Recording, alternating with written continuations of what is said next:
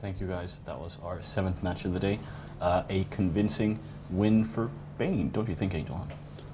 I think so. I think Emo should have just done themselves a favor this morning and got themselves. That's entirely right. Should we grab 1 or 2 questions from the forums before we talk more about FanFest and other awesome things?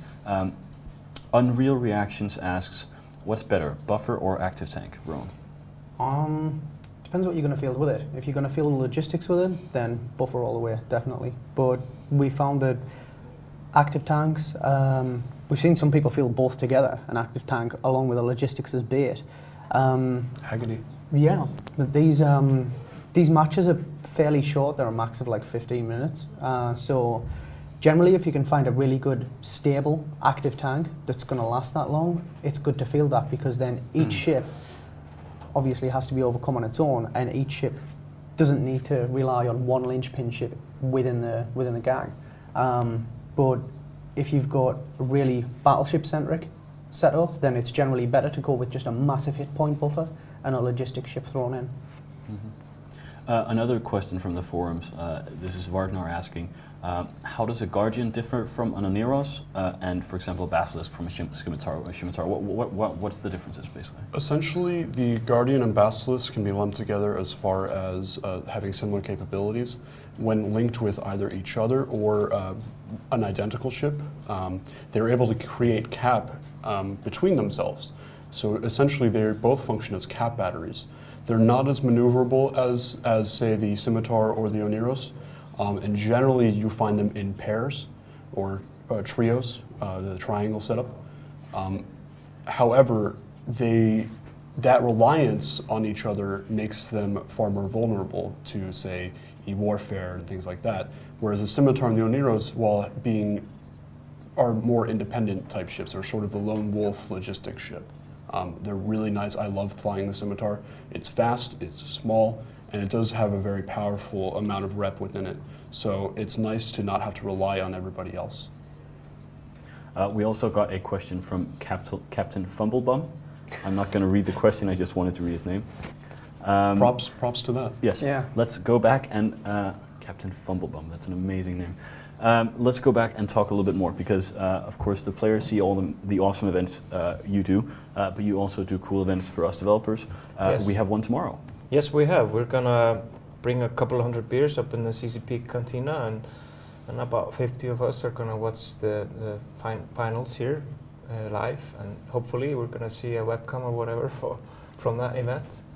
I'll be there, eating pizza and drinking beer, watching the finals like everyone else. So a load of developers up there, just having a good time watching the Alliance tournament, and just that is awesome. Getting drunk on a Sunday. Yeah, I wish I could attend, but I have like an important meeting. You have to be here with this desk. Yes. Yeah, but it is really cool.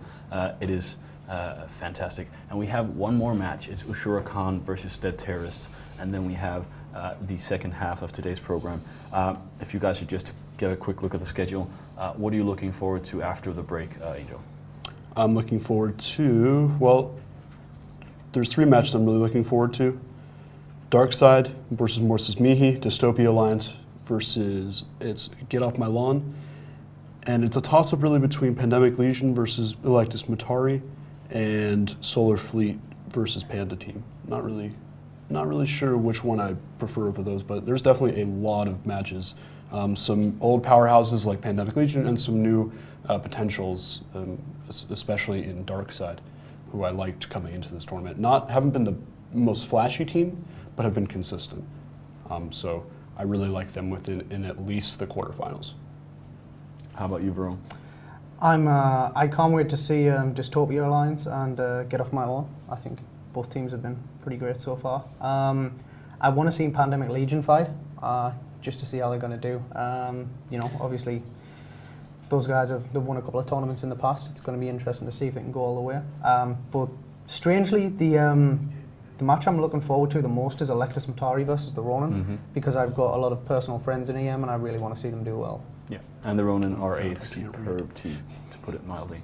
But I think so far we've only had one really big surprise, and I think that was Lashuna Romana versus, Cry Havoc versus Agony Empire, Cry Havoc are always a fantastic team, but they really, really got beat.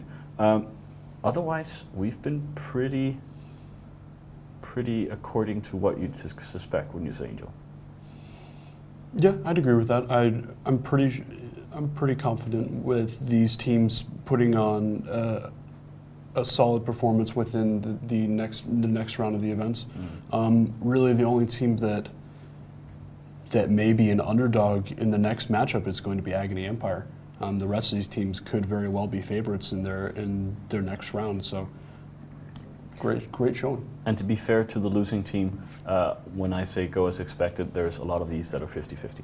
True. Like Voltron, AAA, 50-50, Circle of Two, Red Overlord, 50-50. Yeah. Those first 2 weekends really do help to weed out some of the weaker teams, the teams maybe that haven't put their all into it. Okay, yeah, that's definitely true. We are ready with the next match. It is Ushra'Khan versus Dead Terrorists. It is starting here in 2 minutes. Angel, what do you think? I really want to see Ushra'Khan do well. Rome? As much as I like rooting for the role players, I think that Dead Terrorists are going to take it. Tyr? Does anyone fit Freckies? No. Oh, okay. I don't know then. Then we'll take 1 vote for each and half a vote for each for you. Half. Yep, I think I'll go with Ushra'Khan, but there's only one way of finding out, and that is keep watching.